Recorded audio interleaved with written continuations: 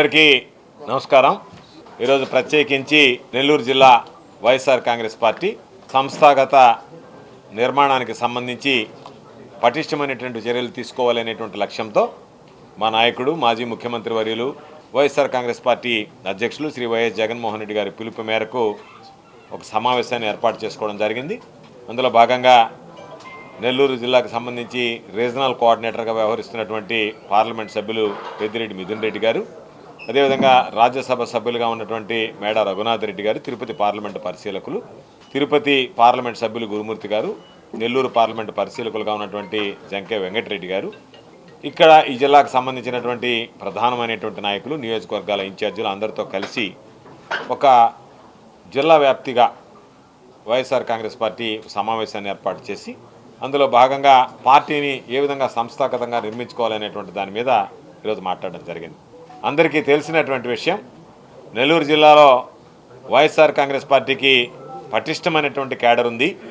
ఈరోజు నెల్లూరు జిల్లాకు సంబంధించి ఎందుకు గర్వంగా మాట్లాడుతున్నామంటే, ఏ కార్యక్రమం నిర్వహించినా సరే ప్రాణానికి తెగించి పోరాడేటువంటి జగనన్న సైనికులు ఉన్నటువంటి ప్రాంతం నెల్లూరు ప్రాంతం. ఈ మాట ఎందుకు చెప్తున్నామంటే, 2019 ఎన్నికల్లో తెలుగుదేశం పార్టీ జిల్లాలో మట్టి కరిచిన తర్వాత తిరిగి 2023 వరకు జిల్లాని పట్టించుకునేటువంటి నాదుడే కరువయ్యాడు.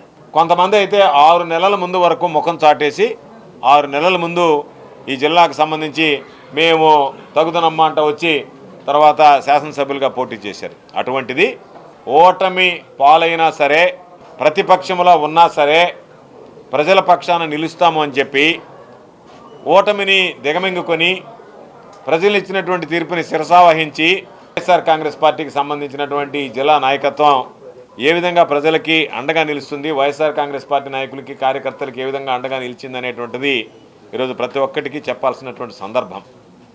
ఎందుకంటే తెలుగుదేశం పార్టీ బహుశా ఆంధ్ర చరిత్రలో, నెల్లూరు చరిత్రలో ఎన్నడూ లేనటువంటి విధంగా ఈరోజు ఎంత దారుణమైనటువంటి పరిస్థితులు అంటే రాష్ట్ర వ్యాప్తంగానే నెల్లూరు జిల్లాకు ఉన్నాయి. నిన్న ఒక కార్యకర్త ఫోన్ చేసి చెప్పాడు, సోషల్ మీడియాలో మేము కండలేరుకు పోయినటువంటి పోస్టింగులు పెడుతూ ఉన్నాడు, అంతే, పూర్తి కూడా కాలే. పోస్టింగులు పెడుతుంటేనే ఎస్ఐ ఫోన్ చేసి ఒకసారి స్టేషన్ దాకా రమ్మన్నాడంట. దేనికి సార్ అంటే, మీరు ఏదో పోస్టింగులు పెడుతున్నారు, ముందు ఆ పోస్టింగులు రిమూవ్ చేసి ముందు స్టేషన్కి రా. ఫ్లెక్స్ కట్టాలంటే తెలుగుదేశం వాళ్ళకి దమ్ము ధైర్యం లేదు, ఫ్లెక్స్ కట్టే ధైర్యం పోలీసులు కట్టాలి. మా ఫ్లెక్స్లు ఇప్పాలంటే తెలుగుదేశం పార్టీ వాడు చిప్పే పరిస్థితులు ఏంటి, జిల్లాలో పోలీసులు చిప్పాలి. కాబట్టి పోలీసుల పని ఏంటంటే, శాంతి భద్రతల గురించి పట్టించుకునేటువంటి పరిస్థితుల్లో ఈ జిల్లాలో పోలీసు అధికారులు లేరు, పోలీసు యంత్రాంగం లేదు.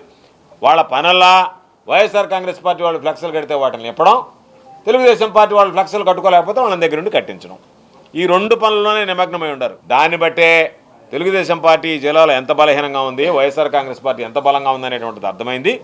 19 నెలల కాలంలోనే ఈ రాష్ట్రంలో జగన్మోహన్ రెడ్డి గారు ఏ విధంగా పరిపాలన చేశారు, జగన్మోహన్ రెడ్డి గారు ఏ విధంగా సంక్షేమ కార్యక్రమాలు అందించారు, జగన్మోహన్ రెడ్డి గారి హయాంలో ఏ విధంగా అభివృద్ధి జరిగిందనేటువంటిది ఈరోజు ప్రజలందరూ కూడా చర్చించుకునేటువంటి పరిస్థితి. మన జరిగినటువంటి మెడికల్ కళాశాల ప్రైవేటీకరణలో ప్రతిపక్షానికి సంబంధించినటువంటి వ్యక్తులు కూడా, మేము కూడా చంద్రబాబు తీసుకున్నటువంటి నిర్ణయాన్ని వ్యతిరేకిస్తున్నామని చెప్పి కోటి సంతకాల సేకరణ కార్యక్రమంలో పాల్గొని ఆ కార్యక్రమాన్ని జయప్రదం చేయడం జరిగింది. కాబట్టి ఈరోజు జగన్మోహన్ రెడ్డి గారు తీసుకున్నటువంటి నిర్ణయాలు గతంలో ఏ విధంగా ఫలితాలను ఇచ్చాయి, జగన్మోహన్ రెడ్డి గారి పరిపాలనతో చంద్రబాబు పరిపాలన బేరీజు వేసుకుని ఈరోజు ఎప్పుడెప్పుడు చంద్రబాబుని, కూటమి ప్రభుత్వాన్ని సాగనంపాలనా అని చెప్పి ప్రజలు ఎదురు చూసేటువంటి పరిస్థితుల్లో వైఎస్ఆర్ కాంగ్రెస్ పార్టీ రాబోయేటువంటి రోజుల్లో బలమైనటువంటి శక్తిగా తీర్చిదిద్దాలనేటువంటి లక్ష్యంతో ఈరోజు పెద్దలందరూ కూడా రావడం, దిశానిర్దేశం చేయడం జరిగింది.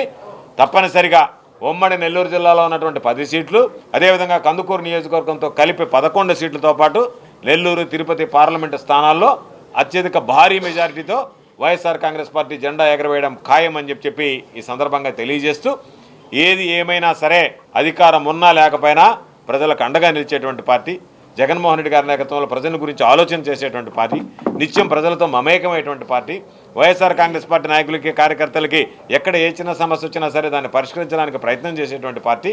కాబట్టి తప్పనిసరిగా ఈ పార్టీకి ప్రజల అండదండలు ఉన్నాయి. రాబోయేటువంటి రోజుల్లో జగన్మోహన్ రెడ్డి గారి గెలుపుని ఎవ్వరూ కూడా అడ్డుకునేటువంటి వారు లేరు అనేటువంటిది సందర్భంగా తెలియజేస్తూ, 2027లోనే జమిలీ ఎన్నికలు వస్తాయని చెప్పి ప్రజలు ఎదురు చూస్తున్నారు. ఎందుకంటే ప్రజల యొక్క ఆతృత ఏ విధంగా ఉందంటే, ఎప్పుడెప్పుడు చంద్రబాబుని, కూటమి పాలనని సాగనంపాలనేటువంటి ఆలోచనతో ఉన్నారు.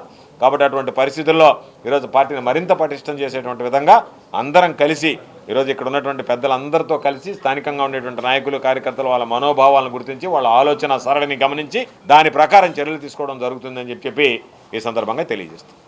విద్యుత్ వినియోగదారులకి శుభవార్త. కరెంటు బిల్లు ఎక్కువ వస్తుంది అని బాధపడుతున్నారా? ఏసీ మరియు ఇతర ఎలక్ట్రికల్ గీజర్లు, హోమ్ అప్లయన్సెస్ వాడకంలో పొదుపు చేస్తున్నారా?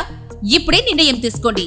కేంద్ర రాష్ట్ర ప్రభుత్వాలు పీఎం సూర్యఘర్ పథకం ద్వారా 78,000 సబ్సిడీతో మరియు వినియోగదారులకు తక్కువ ఖర్చుతోనే బ్యాంక్ లోన్ సదుపాయం, తక్కువ 65 పైసల వడ్డీతో మీరు కట్టే కరెంటు బిల్లు బ్యాంకు ఈఎంఐ కట్టే విధంగా ప్రముఖ కంపెనీలు టాటా, అదానీ, వారీ, సోలార్ 25 సంవత్సరాల కంపెనీ వారంటీతో ఉచిత డాక్యుమెంట్ ఛార్జీలతో మా సిబ్బంది ద్వారా నిర్ణీత సమయంలో సమకూర్చబడును.